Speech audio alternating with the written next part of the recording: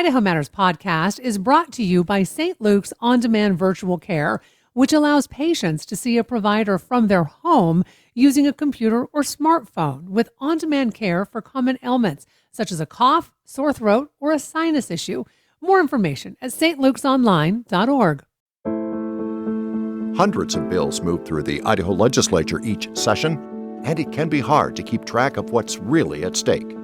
The Connector follows the legislation that's gaining traction with clear reporting and local context you can trust. Stay connected to the State House with The Connector, Idaho Daily News. Listen wherever you get your podcasts.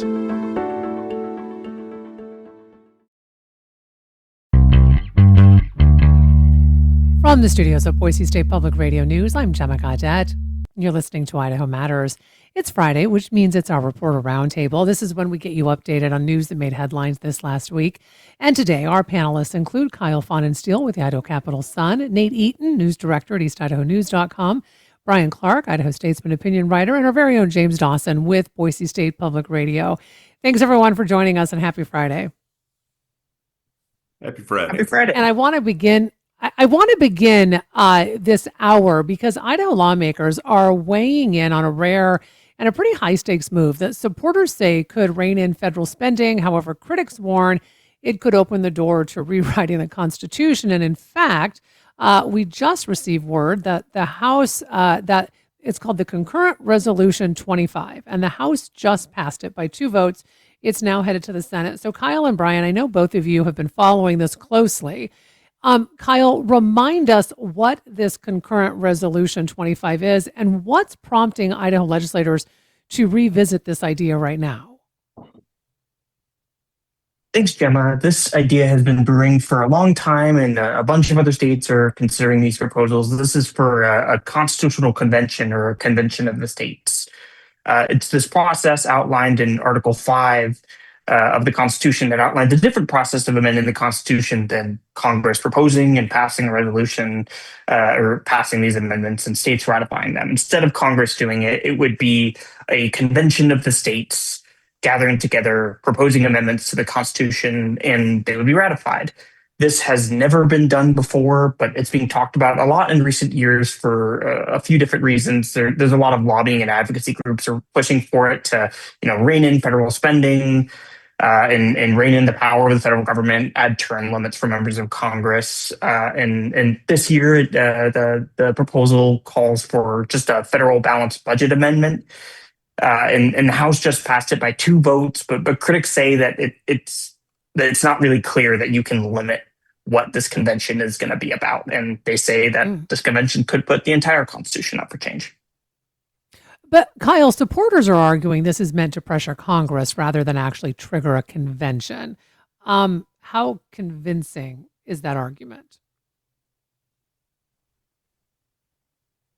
I guess I'm not here to say how convincing what policymakers say, but I think that's what Representative John Schertz, he's one of the Republicans co-sponsoring this bill, says is the intent of this. I think they think that there's not a lot of tools that you can use to get Congress to do something you want like this, and so this Constitutional Convention, it sends a message. It threatens us using this process, the states bypassing Congress and proposing an amendment to the Constitution. But keep in mind that this hasn't been done before, so I don't think we really know, is what a lot of critics say, what will happen when we hit this threshold of 34 states applying for a constitutional convention. Will it be limited to just this one topic? What's the process for nominating these delegates? And what's up for change in the Constitution? Mm-hmm.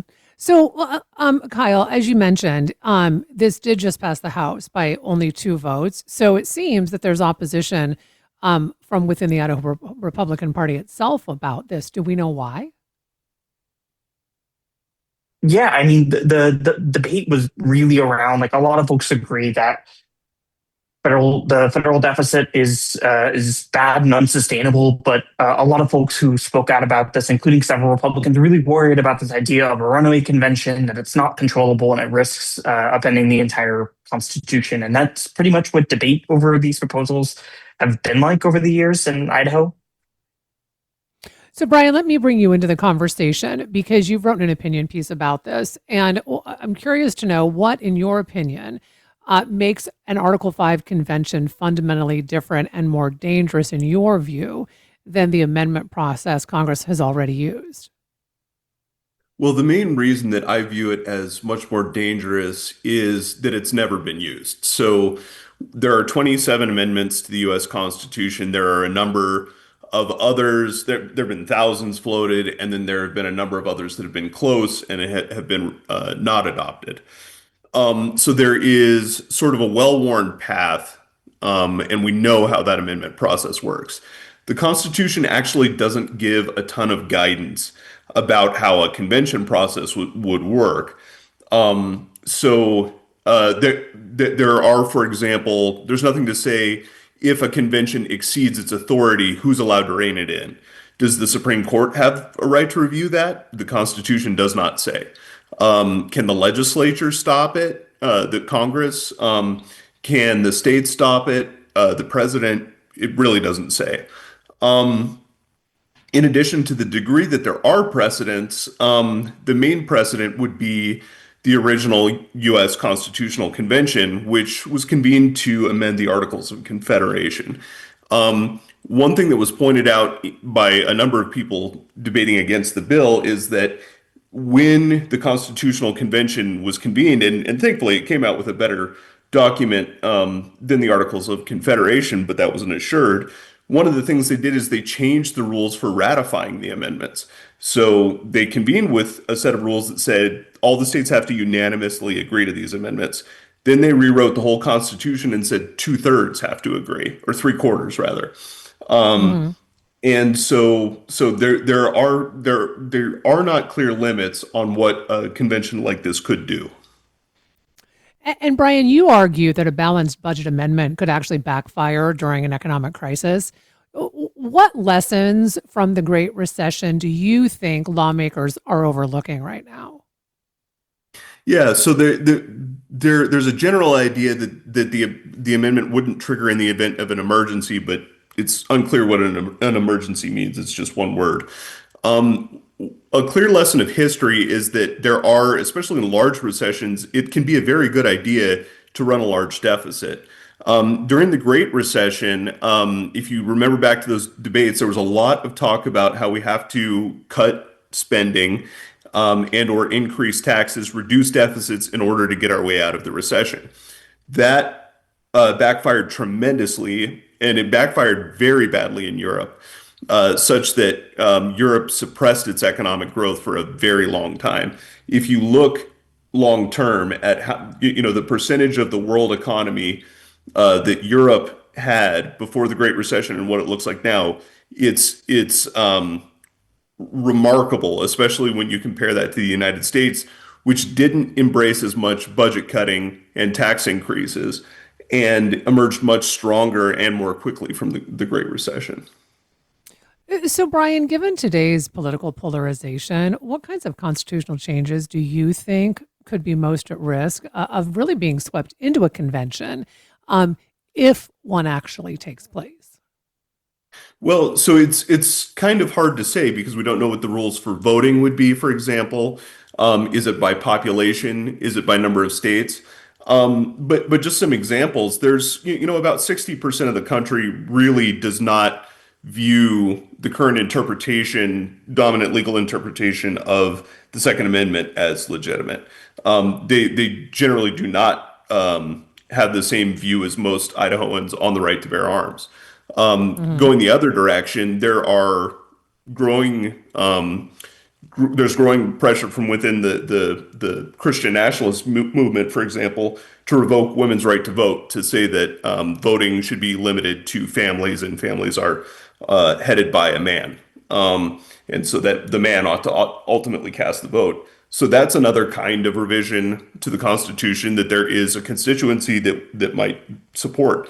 And because we don't know what the rules of voting are, we don't really know what the rules of ratification would emerge. It's really hard to say what they might do to rewrite the Constitution. All right, appreciate all of the information on this. Kyle, Idaho lawmakers are moving ahead with a bill that would roll back local LGBTQ non-discrimination rules. And this is setting up a sharp debate over civil rights and local control. So, what would this bill actually change, in particular for cities like Boise that already have non-discrimination ordinances on the books? Yeah, well, this bill would effectively repeal local non-discrimination ordinances that go beyond what's in state law. This has been non-discrimination protections in state law have been a big debate over the years. There was a really big add the words movement that has tried for 15 or so years to try to add the words sexual orientation and gender identity to Idaho's Human Rights Act to extend these protections against discrimination to folks on those bases, which were not included in state law. So while there's been no movement in the legislature, about a dozen Idaho cities have adopted their own local ordinances, adding non-discrimination protections for LGBTQ plus folks. And there's a few examples throughout the state. Boise's one big example. Idaho Falls, where I'm from, is another example. And they recently strengthened their non-discrimination protections a few years ago. And this bill would effectively repeal those laws and would prevent local governments from making similar laws in the future. So, Kyle, supporters are framing this as protecting religious freedom in businesses. What kind of evidence did lawmakers hear that local ordinances are being misused? Yeah, well, I guess we've only had the one full public hearing on this bill in the House this week, and in that committee hearing, they heard from a couple folks. There was the Hitching Post. It's a long running wedding venue in Coeur d'Alene, which claimed that it had to shut down after Coeur d'Alene passed a non-discrimination ordinance. And then I think it soon reopened after getting some more legal clarity. That church was also involved in some litigation against the ordinance, and there was also talk about in Sandpoint in North Idaho, their city council basically repealed their own version of this non-discrimination ordinance after there was allegations that a transgender person used a bathroom in a YMCA, and that talk really informed the city council's decision to repeal it. And their mayor testified in favor of the bill and talked about how these non-discrimination ordinances put a lot of risk on cities to try to enforce them and defend these ordinances in courts. So, Kyle, opponents say this is about basic housing and employment protections. Do we know at all? I mean, has anyone had any reaction to this bill's advancement within the LGBTQ or even allies of the LGBTQ population? It sounds like folks are pretty concerned. A trans activist, Nixon Matthews, testified in committee about how this is about more than just the typical stories we hear about these issues, about the cake bakers, the wedding venues, the photographers. This is about these non-discrimination protections are in place for a reason. He said, like, they protect people's right to housing, their right to not get fired from a job, not get evicted from their apartment. I don't know specific reactions. This bill did recently pass the House just yesterday, and so we're going to repeat this process on the Senate side with a public committee hearing and then a potential floor vote on the Senate floor. Okay, so that's what happens next. So we'll wait for that. I want to stay with the legislature for a bit longer.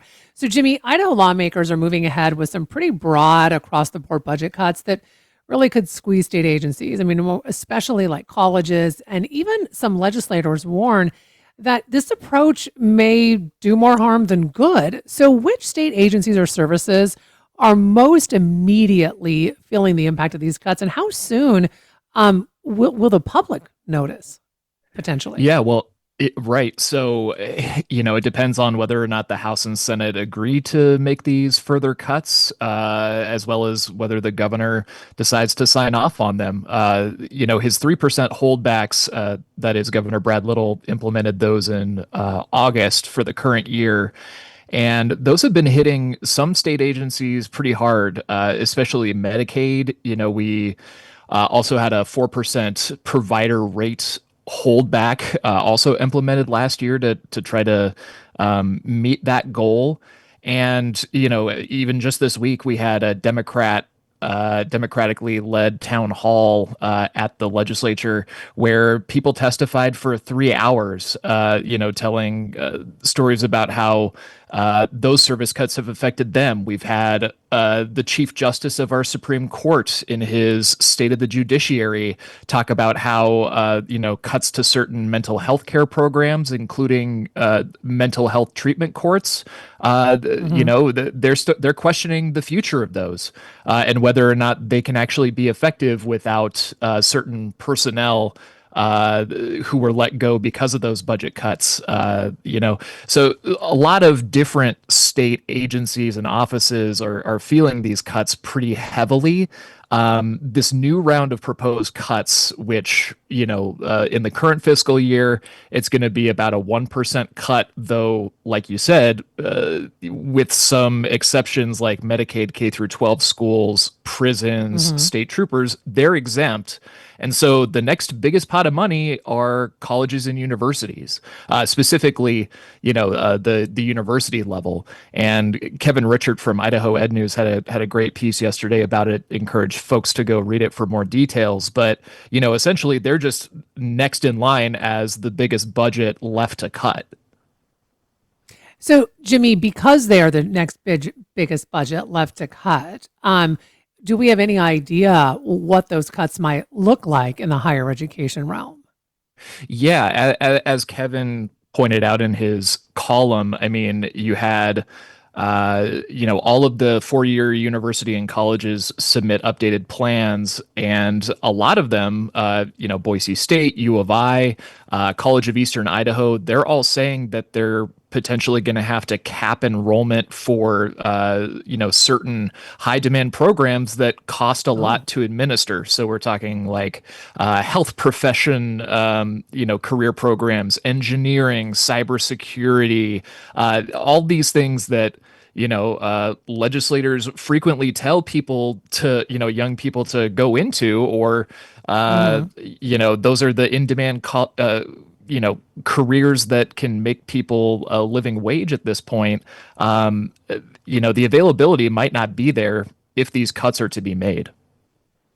So, Jimmy, do lawmakers expect these cuts to be temporary, or is this shaping up to be a longer term shift in how Idaho funds state agencies? I mean, I think, when we look at this, even if they say it's temporary, I mean, it seems like once you make a cut, you make a cut.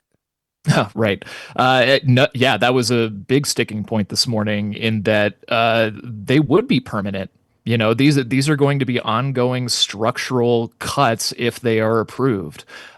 So that means that you had Senator Janie Ward Engelking. She's a Democrat from Boise, earlier this week, talking about how she doesn't think that even though these base budgets are they're referred to as maintenance budgets, if you're down at the legislature, that they're not really maintenance budgets at all, and that they're not going to keep the lights on really. And the services that Idahoans have come to expect from their state government won't be there if these cuts are further made. And you heard those same concerns from Republican senators as well.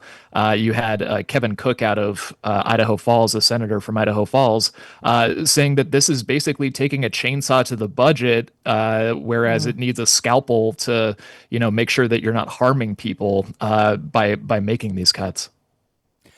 So, Jimmy, what happens next? And how likely is it that Governor Little or the full legislature pushes back or changes this plan or goes into the rainy day fund? Because I think that Idahoans who pay attention to the legislature, are sitting here wondering, well, what do we have this copious amount of money in a rainy day fund if we're not going to use it in a time like this?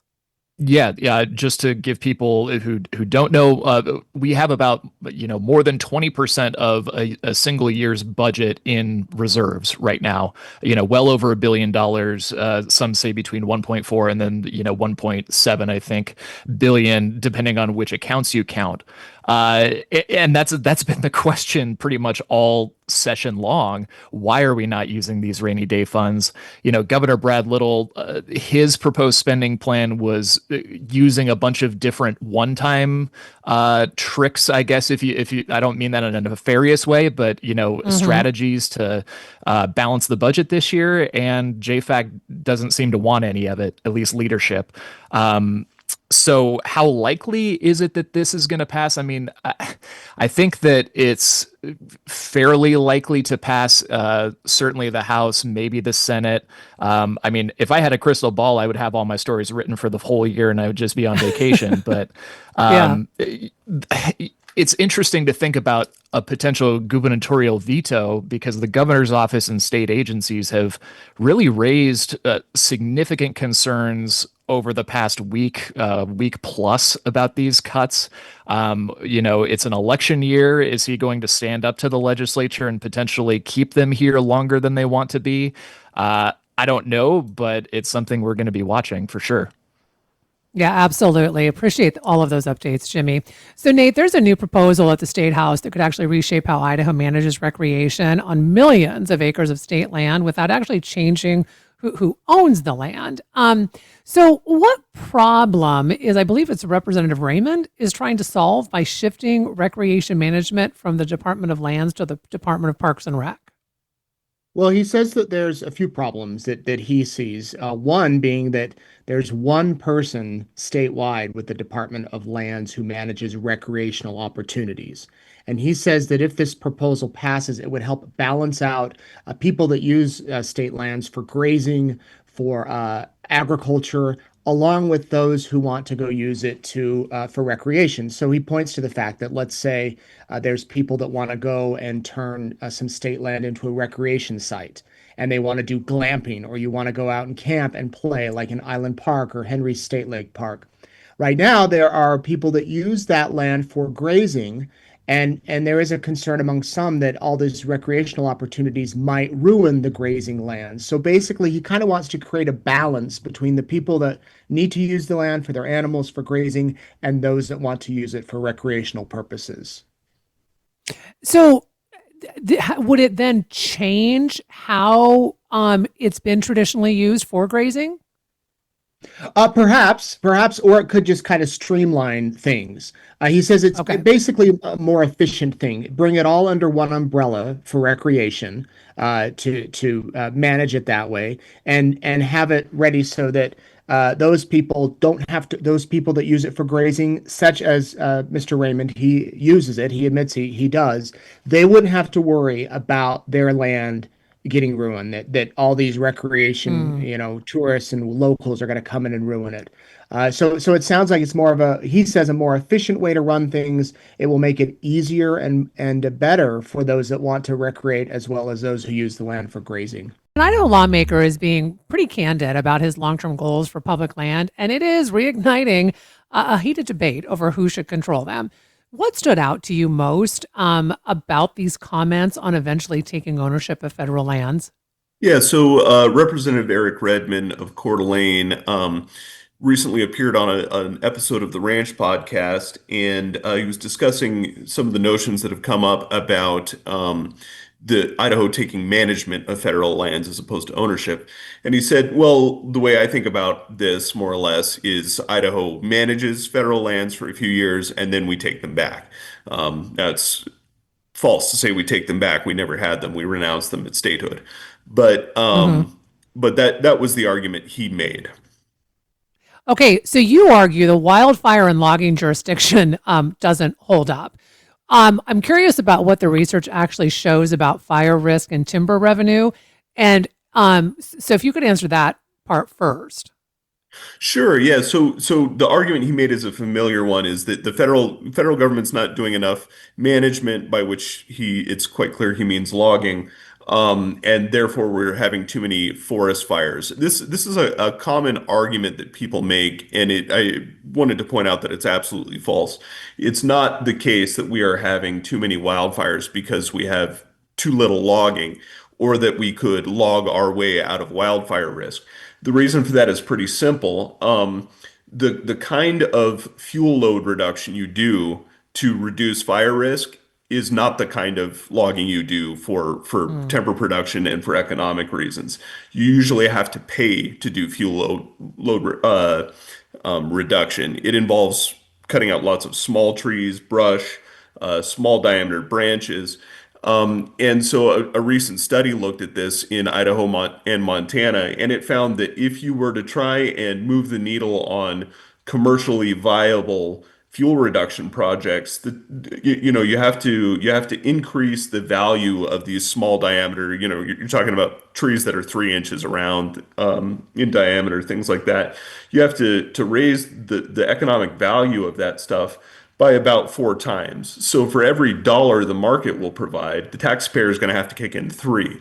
So it's not that Idaho could take over these lands and they pay for themselves, which is what Redmond said. Not unless you want to clear cut the state, then you could do it. But that's something very different than what people generally understand as management.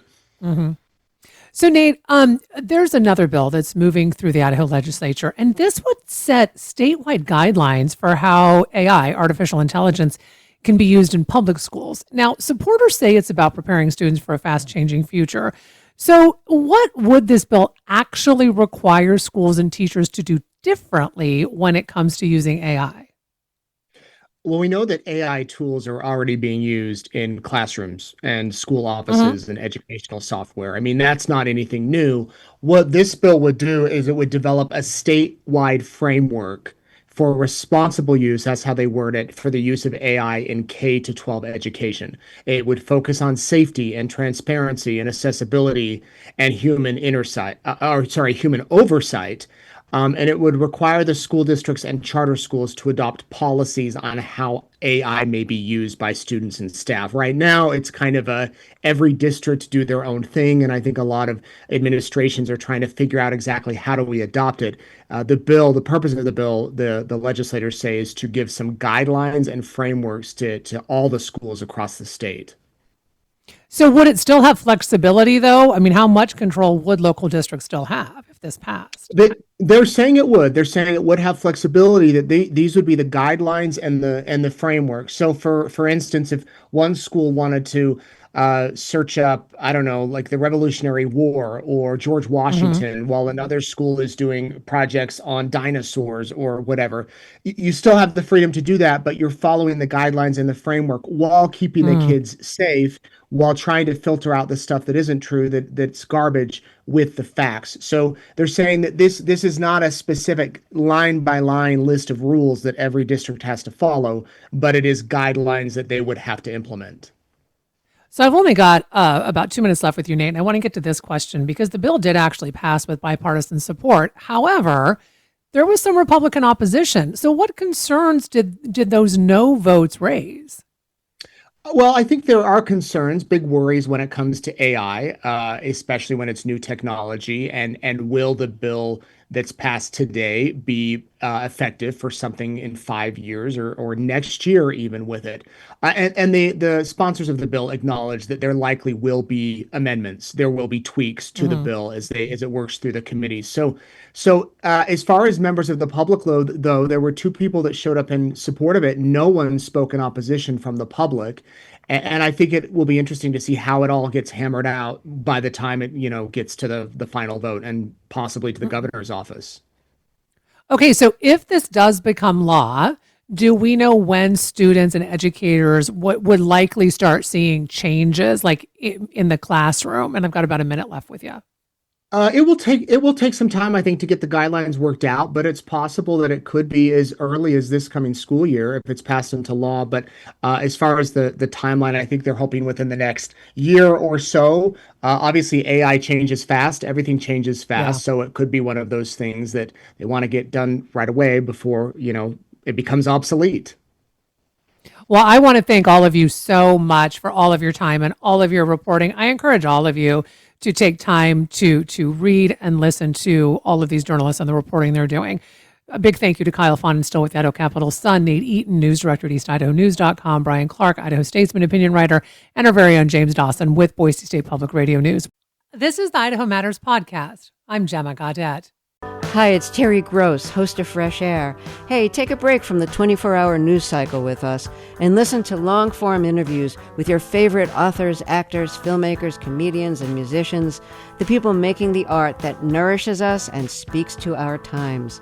So listen to the Fresh Air podcast from NPR and WHYY.